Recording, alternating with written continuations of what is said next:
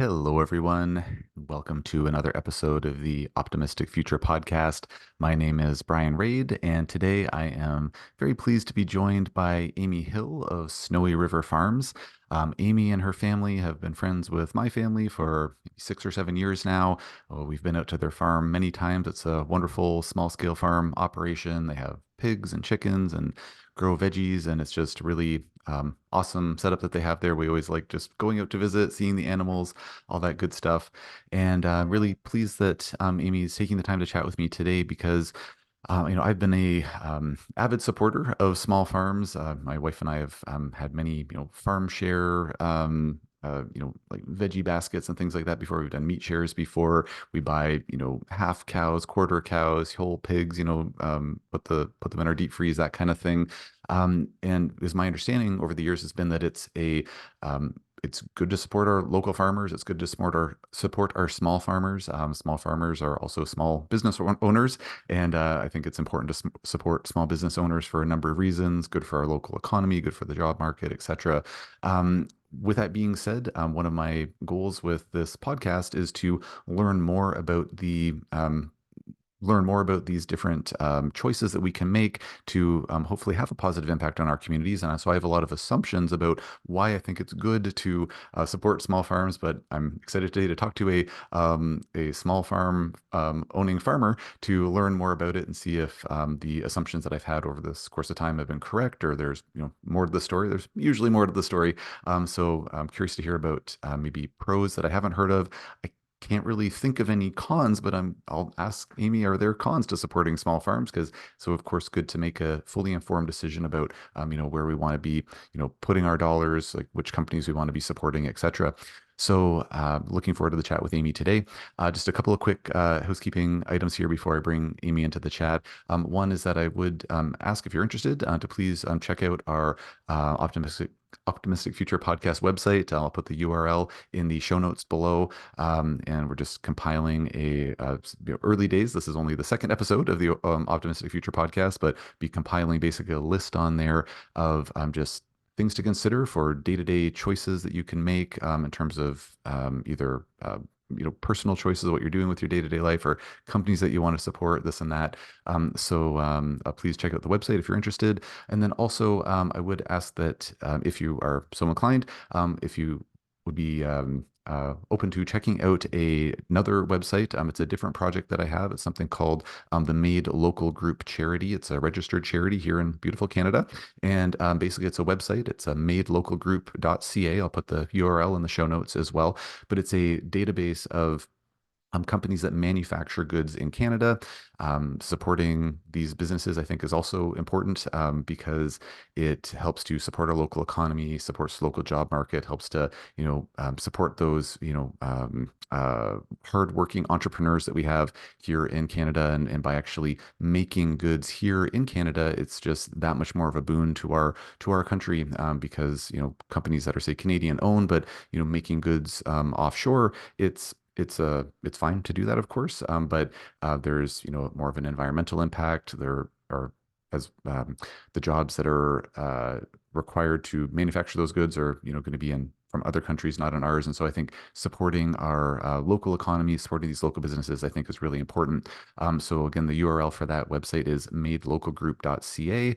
And if you go to the website, there'll be a little pop-up asking, would you join our mailing list? And I'd ask that you please, please, pretty please join the mailing list, because one of our goals with Made Local is to generate a large enough mailing list so that we can start to approach larger companies and say, hey, could you please start carrying or please start selling goods that are made in Canada, because if they see that there's a demand, as evidenced by a sizable enough mailing list, then there'll be more motivation for them to, carry these goods that'll help to, again, support smaller businesses and help them to grow and just support our manufacturing industries here in Canada. So, little plug for Made Local, and so please consider visiting the website, joining the mailing list. Also, put the URLs for our Instagram and Facebook pages for that initiative as well. With all of that out of the way, I'm just going to pause the recording for a quick second. I'll be back in one moment with Amy.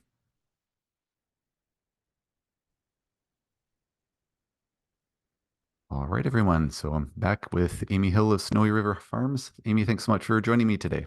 Yeah, thanks for having me. So, Amy, would you mind telling folks just a bit about yourself and a bit about your farm, please? Yeah, sure. So I live in Cooksbrook, Nova Scotia. I farm with my husband, but technically he works off farm right now, so it's just me running the business on just under 10 acres, which is considered a pretty small farm compared to a lot of other farms in Nova Scotia and certainly within Canada. But we do a lot of direct to consumer sales. So we have lay hens that are rotated out on pasture.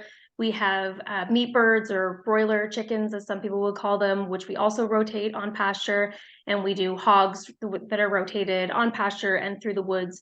And then we also have a market garden that includes some greenhouses where we grow like organic type produce. We're not certified organic, but we follow all of the organic regulations and we use organic seed. So yeah, and we do a lot of uh, direct to consumer. So we deliver to consumers. We run a CSA typically, which is community supported agriculture, which is veggie boxes and or meat boxes.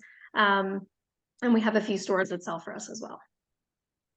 Amazing. And as a long-term patron of your business, I can say it's all very delicious. And I wish you guys were closer because we'd buy like all of our pork and eggs and things from you if you could like keep up with the demand because we have too many kids and we eat too many eggs. And I know your stuff gets sold out semi-regularly, but that's yeah, awesome, awesome stuff.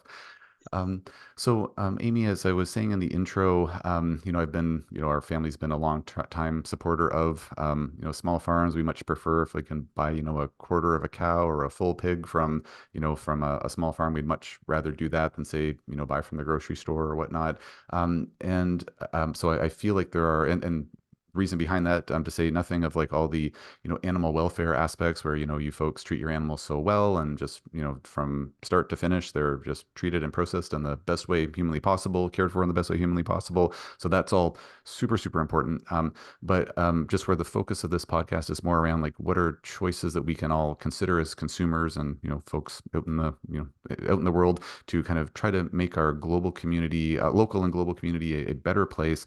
I'm just wondering if you could speak a little bit to in what way, like beyond the animal welfare component, like what are the some of the advantages of supporting a small scale farm like yours around just promoting, yeah, benefiting the community at large, shall we say? Yeah, one thing that I really love about supporting like small scale farmers or even diverse farms like mine, where we do produce, eggs, meat, all of those things, is that you all it's good for our economy. It's supporting, over 50% of the farms in Nova Scotia are actually, I believe, under $200,000 in gross profits every year, which is very tiny, like very, very small.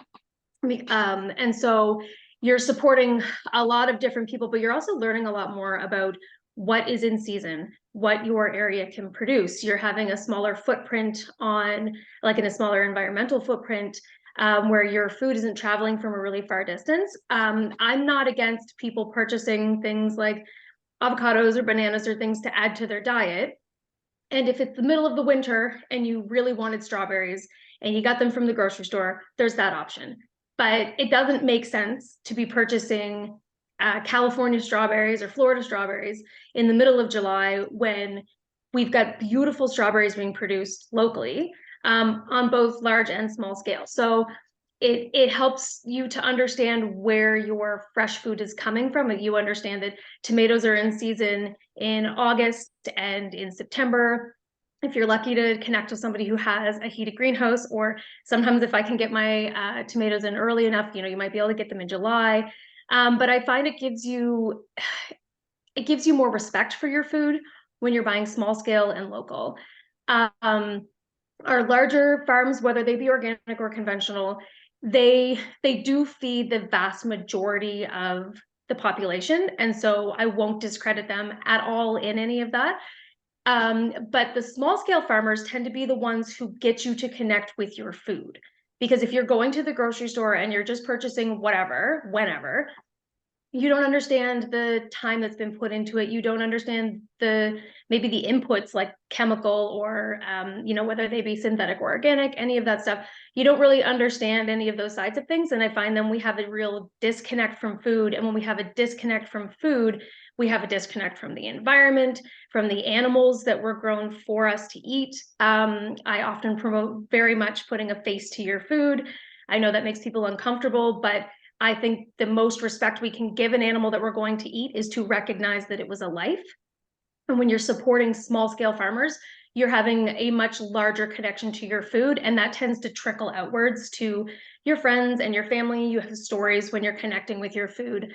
And oftentimes if you're on a small scale, don't have the ability to monocrop. And I am someone who's a really huge promoter of diversification within farms. We certainly are quite a diverse farm, and we get to have a lot of full circle things happening here. So I can be growing my produce, and if I have anything that's damaged or rotten, that immediately goes to feeding my livestock, and then my livestock provide me with meat and eggs. And then the eggshells, they go back into my compost, which then goes back onto my garden. It's this whole circle of things, and it allows for I allow for more pollinators on my property. Interaction with different wildlife, because I don't have vast fields of just one monocrop, or just massive fields of just less so in Nova Scotia, but other places where you might have really big feedlots and things like that. That's all affecting the environment, but also the wildlife in the area, the pollinators, all of those things. So if you're small scale, you tend to be more diverse. And that isn't just diversity and strength for like economically speaking. If we had a bad year with chicken, you hope that you could, lean on your produce, maybe your pork or something like that, which large scale doesn't have. I know a lot of commercial poultry producers over the last couple of years have been quite scared with avian influenza, and they don't have anything else to lean on. That's what they've got. And that's a really scary thing, to have all your eggs in one basket, essentially, and be at risk of that one thing collapsing, and that's all you have.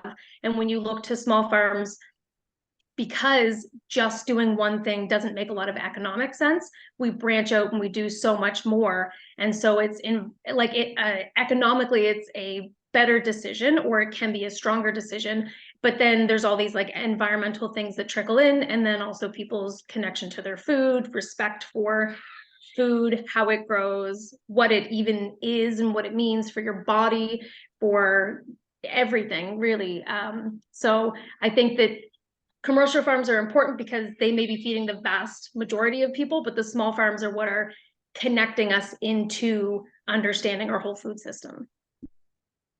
That's awesome. And so, sounds like there's several reasons on an environmental impact level that, supporting small farms makes a lot of sense.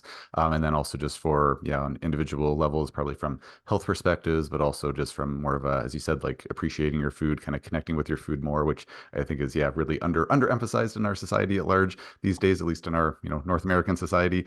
And that makes a lot of sense. I do want to ask you a question about kind of dovetailing what you just said. Just the one little tiny little anecdote is that one of the many reasons that we love your farm is I remember back in the day when you had sheep on your farm, like how we brought our Christmas tree after it was past its prime, and like the sheep ate all the pine needles, which was Yep. like great. Like we're not just letting our Christmas tree go to the to the dump to rot. Basically, it's like, oh, there's an animal that's going to eat this. The pine needles have the anti-parasitic effect. I know you told me the anecdote of like our sheep never get parasites because they just eat pine needles off our land and all that, which amazing. And then where you don't have sheep now, but we love bringing our pumpkins out to your place after Halloween because the chickens and the pigs, chow down on those pumpkins, and just nothing goes to waste, which is amazing. So it's really awesome. The kind of sort of interconnected and kind of like closed circuit system that you have going there. So just awesome.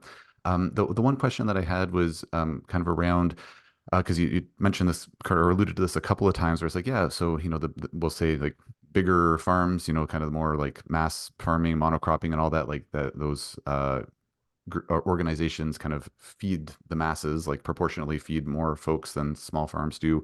I'm just wondering if you've thought about this, or if you've read or heard anything about like the idea where, well, if more of us, in the public at large were supporting small farms, like if it's like, oh my gosh, like, Amy, like you just can't keep up with the demand, like, everything you grow and produce is getting bought out. All of the other small farms are getting, they can't keep up with the demand. So that would theoretically either drive, existing farms to maybe expand a bit more. Like even if my understanding is, even if you went to say, if you doubled your space, you'd still be a small farm by definition. So like you Yeah. need to expand your operation, or other folks are like, oh man, this small farming thing seems to be a pretty good gig.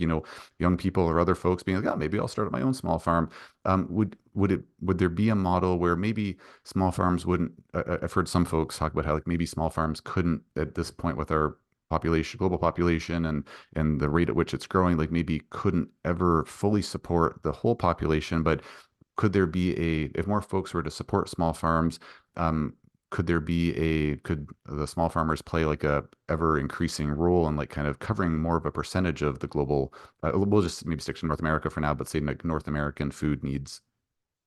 Yeah, so I have an interesting way of looking at all of this. I very much like small farms were what we always had, right? And then as people branched out, we built more things, we learned new things. You had to have other professions come up. You have those things come up, less people are growing food now because they're branching out into other industries. So then you have farms that are growing larger and larger in order to make sure that they're paying, or they're growing food for those people who are no longer growing their own food or buying from their neighbor, etc. Farms have always responded. So even at our current scale, the way commercial farms are operating, they do that because of demand, because of what they've been asked to do.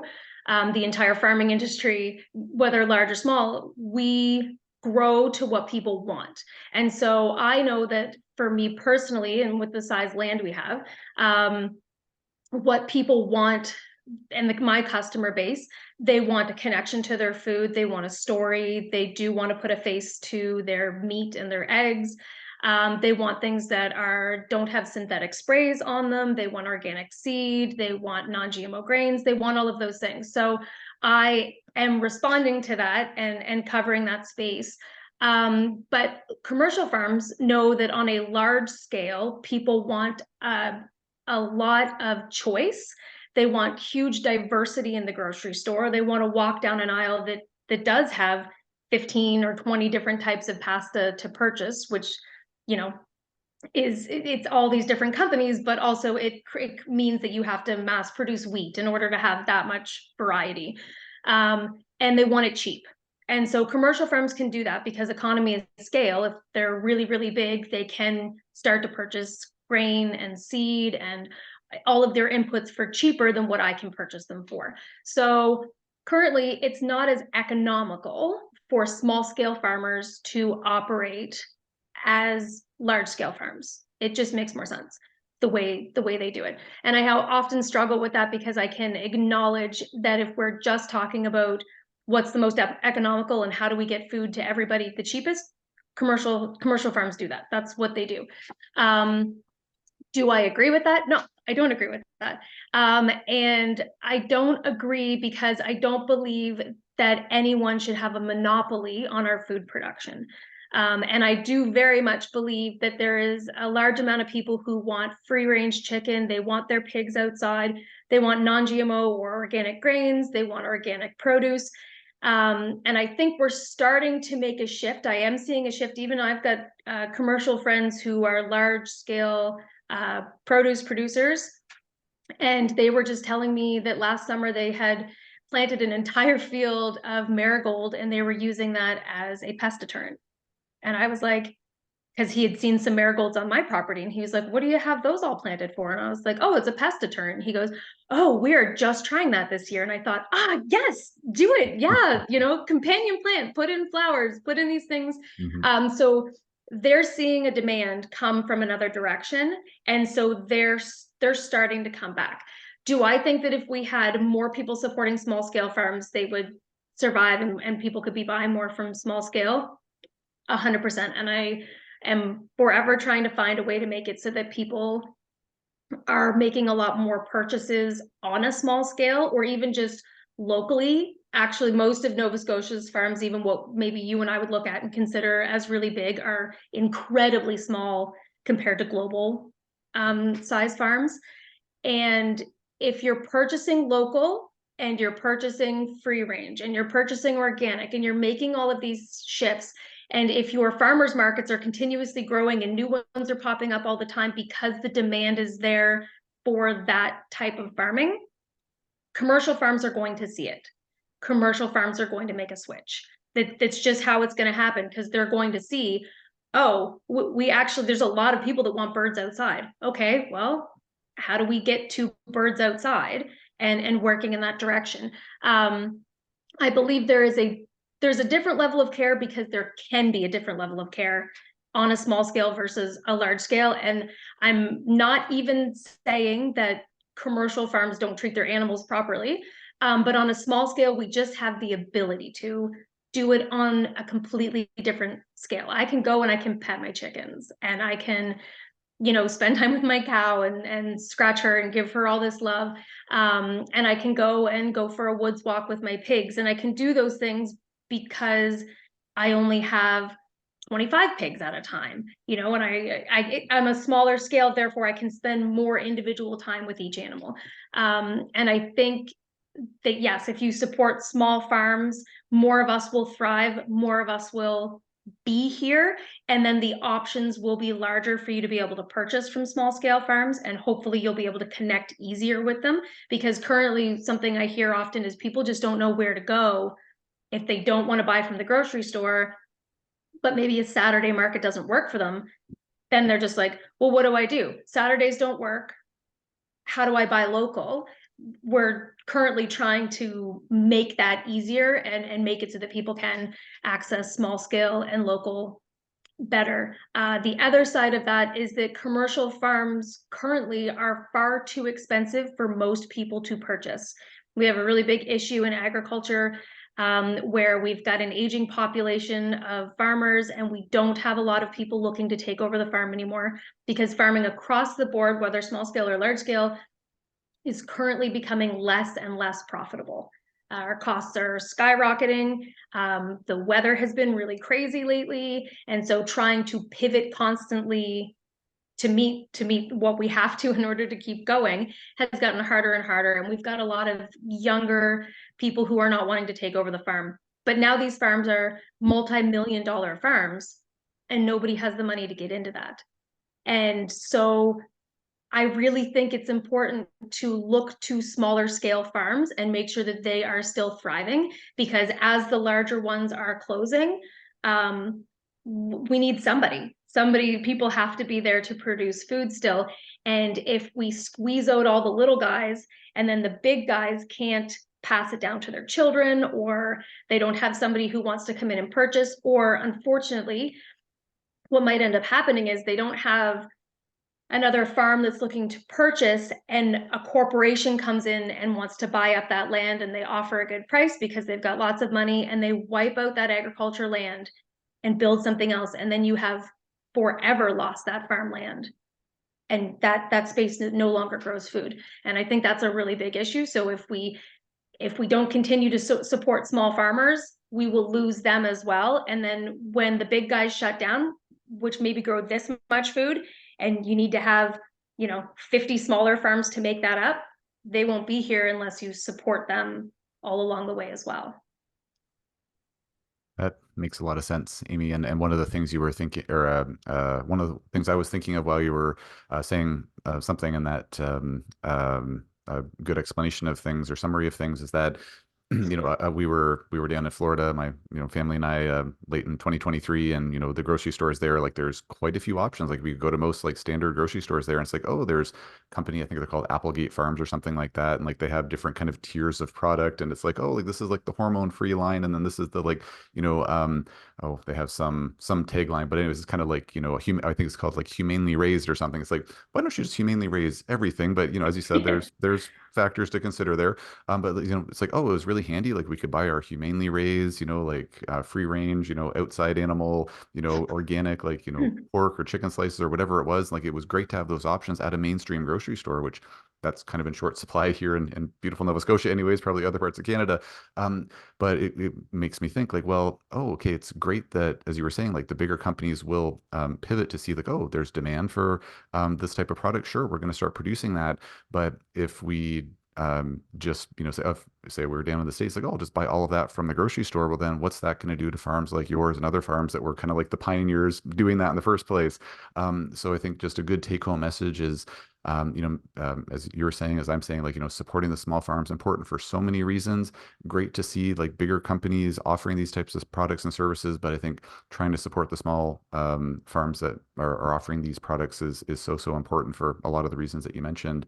Um, so, Amy, I know we don't have a whole ton of time left, and I do have a couple of other questions here that I kind of sort of preset here. But you've been sharing a lot of wisdom and getting into a lot of topics that I didn't even know to ask about. So, just in the last few minutes that we have, are there other things that you'd like to share? Because my other questions are fine, but if you have other wisdom to share, I'd rather just hear what you think is most important to talk about.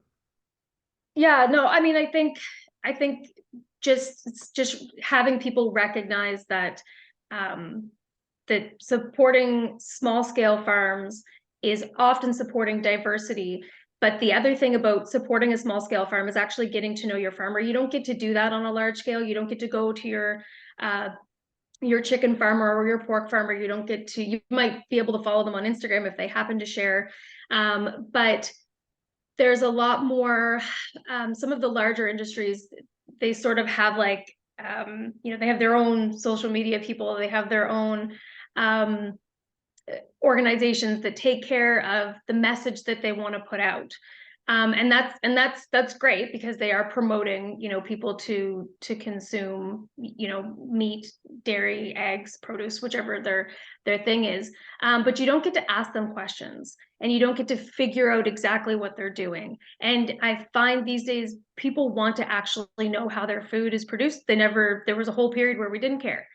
And when microwavable foods came in, it was like super exciting, and that was great. And like everyone will just, it's convenience, it's awesome. And we slowly realized that that's not good for the environment. That's not good for our bodies. That's not good for the animals. We started, as much as I don't love Facebook, it started putting out the videos and the things that people didn't want to see their foods being sprayed all the time. They didn't want to see chickens inside or whatever. They started saying, wait, I'm actually not okay with this. And so if you're supporting small scale farms, typically you can go and visit the farm. Maybe you go to the farm to be able to pick up your product. Maybe you can follow them on social media and you can see their day-to-day living and how they are farming, and you can choose to support that. And then maybe you're someone who doesn't have a large income and you mostly buy from the grocery store, but maybe there's areas you can price compare and you can say, well, these eggs are really not that far off from the grocery store eggs, so I'm going to purchase eggs from here. And maybe that's just, like the gateway drug into purchasing more local foods. But maybe it's where you start, and then you can sort of like build from there. But you don't get to have that connection when it's on a commercial scale. So I think it's really important to connect with your farmer if you're going to be local, but also actually to pay attention, because as much as I really support small scale farms, there can be small scale people that aren't doing it properly just as well as there are large scale people who aren't doing it properly. And if we just across the board say, oh, if you purchase eggs from a free range producer, it's always better. It's just going to lead further into the misinformation that people already had about, large scale or small scale. There's no one specific farm that's or way of doing it all the time that's perfect. You have to suss it out, I guess. And I think I personally think it's important for farms to really be putting a lot of like our good days and our bad days and talking about the weather and talking about livestock and all these things so that people can have a better understanding, and the small scale people are able to do that easier than the large scale. So I can talk about my hard days and I can put that out there a lot easier than the big guys, because I also have a really diverse farm. So I can, within one season, show you the ups and downs of pig farming, cow farming, produce, chicken and eggs, all of those things. And so, yeah, I think it's just, it's hard to tell everyone to support small scale because not everyone can financially do that. But I think if you can start small in small spots, if you can go to your market, that's great. But if not, use your Facebook or your Instagram and ask your friends, hey, where do we buy local eggs?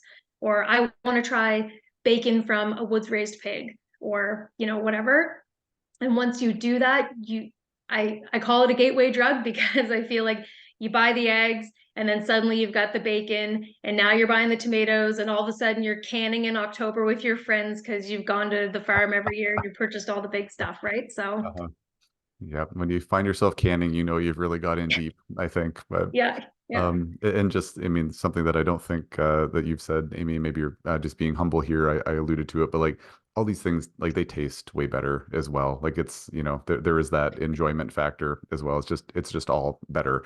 You know, it's like, oh, it's like the tomato that was shipped from South America or something versus like, you know, one that was grown fresh, like, or say corn, like, you know, I don't really eat a whole ton of complex carbs, but, you know, like we always have corn like at least a couple of times during corn season. It's like, it's delicious, it's wonderful. And like, we don't eat it the rest of the year because it's just not nearly as good. And, you know, we don't really need all those complex carbs in our household anyways.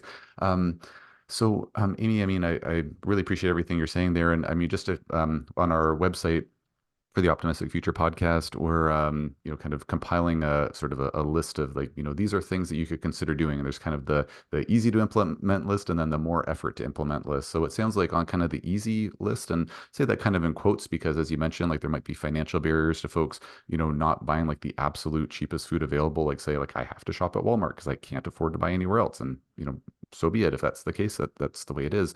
But if folks do have the disposable income. You know, it sounds like to me, and please tell me if you disagree with this, but kind of at the very least, you know, try to buy things from small farmers just as much as you can. That's like, you know, any small farm, try to support small farms because there's benefits to that. Even if the farm's not, you know, doing it right or doing it perfectly, like there's still benefit there. The next stage below that would be trying to support farms that you've kind of heard good things about, or they seem to spin a good yarn on Instagram and you can see them, you know, toiling in the trenches. And man, I follow you on Instagram, like you're lots of diverse pictures on there. You deal with a lot of stuff. And then maybe the next tier would be like if you can go out and actually meet your farmer or visit the farm, that would be great. You know, not some folks listening might be like, yeah, I live in the middle of, you know, the GTA, you know, Toronto, big city in Canada for folks who aren't Canadians and don't know.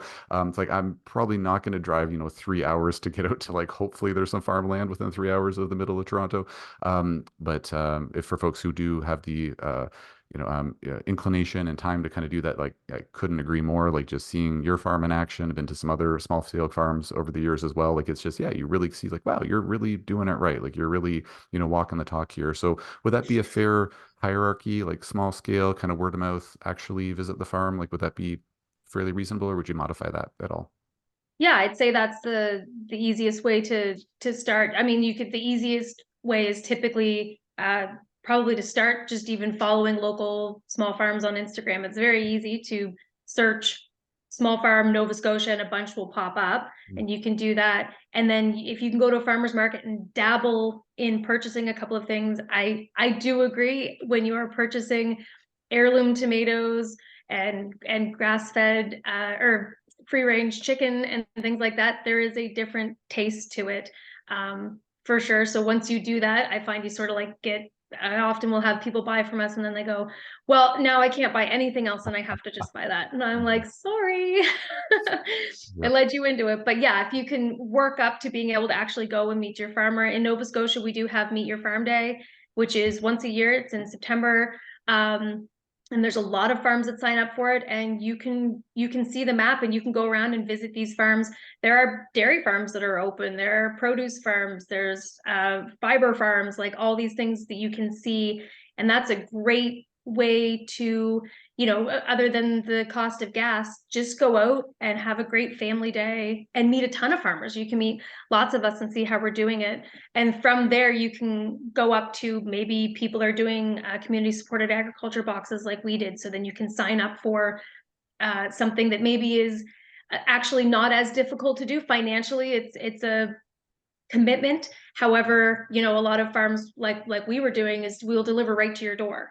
So every week you just get a box of stuff that's from us, and that's directly from the farm. And from there you can make additional purchases if you want, and learn about bulk buying and things like that. And that's a really good way to get in. And if you have the ability to sign up for a CSA in your area, that might be one of the easiest ways to start understanding local food, how it's grown, the seasonality of it all. And it either comes right to your door, or there's a pickup location that you can choose that's close to you. And then you're accessing that local food, having that connection, supporting a small farm. You're sort of checking all the boxes at the same time. That's very well said. That's great, Amy. Well, thank you so much for your time today, Amy. Just before we wrap up here, would you mind just sharing with folks who are listening where they can, find like what your website is, your handle on Instagram? I'll put all the link or the links in the show notes for the show. But yeah, any promotional material that you can share with us for your farm. Yeah, you can find us at snowyriverfarms.com. That's farms with an S. And we're also Snowy River Farms on Instagram and on Facebook. So you can connect with us anywhere there, follow along. You can shoot me a message if you're interested in any of our items that we sell. And we'll be listing very soon how you can access our meat, eggs, and produce for the season coming up through our social media. Amazing. Well, thanks so much for chatting with me today, Amy. I really appreciate it. And I really hope that folks are able to take this to heart and make some choices moving forward to support small farms. I'm going to continue doing that. And I've been really happy with that choice over the many years we've been doing that for. Thank you, folks, for listening to this episode of An Optimistic Future. And please stay tuned for the next one. Thanks, Brian. Thank you.